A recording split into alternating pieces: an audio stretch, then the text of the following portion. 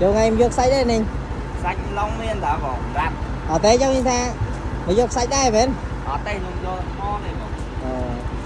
Mà từng với dược khác chứ ngoan sạch mà lan thì. Ở đây.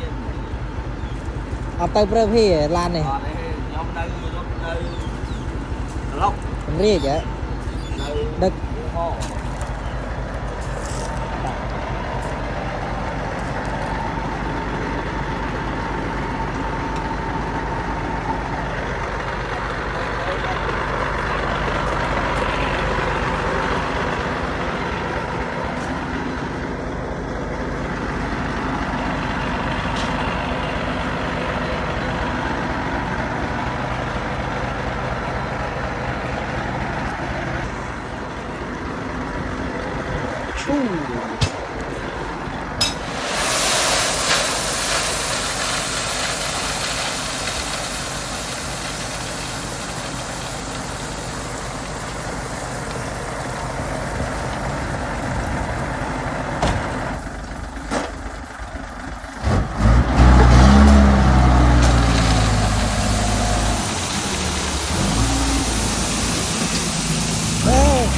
Cái mốc không?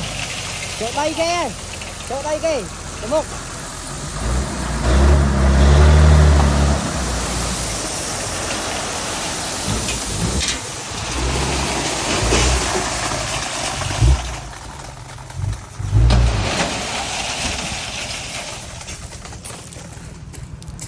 Chỗ đây kìa tích bát.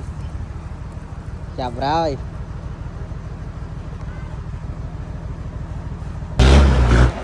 Này.